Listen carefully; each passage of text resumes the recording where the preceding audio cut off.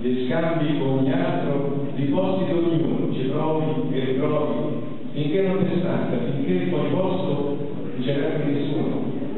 E quando alla fine sono tutti ordinati nel modo che è giusto che ognuno sia messo, gli dici contento, mo ho sistemati.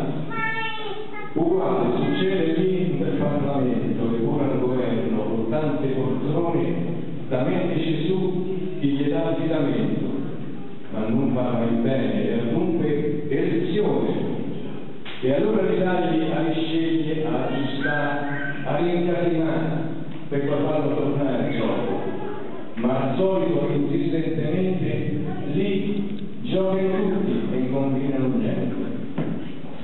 E come i feriti si scassano giù, ritornano su in manco un minuto, riniziano il gioco e ancora sei tu a essere quel premio che è sempre concluso.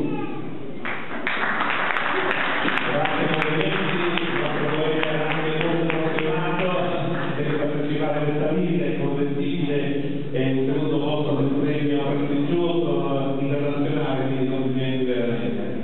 E passiamo adesso alla nostra giovanissima poetessa, Irina Tauvetta, quindi diciamo abbiamo trovato anche una concorrente insomma, nel luogo di questo paese che ospita questo bellissimo premio e ci legge la tua poesia che si chiama?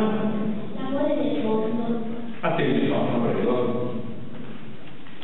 Il mondo è grande per noi, è perfetto, il mare lo circonda, un grande amore sorride. Se non ti conosci, l'amore sorride. Un bimbo piccino lo spande per strade, per paesi e nazioni, per mari e oceani. L'amore è la gioia di tendere la mano ad un amico.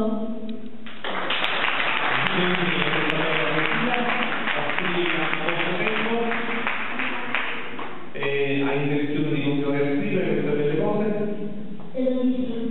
Benissimo, mi raccomando non ti fermare, vai avanti e porta avanti questa tua passione per la poesia, come vedi di nuovo. Grazie e invece di ripassare di nuovo da questa parte perché la nostra amica è vincitrice di due secondi posti in due sezioni diverse.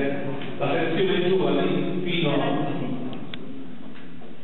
sì, è la diciamo che si chiamano con questo nome e cognome, chiedo scusa che non sia benissimo.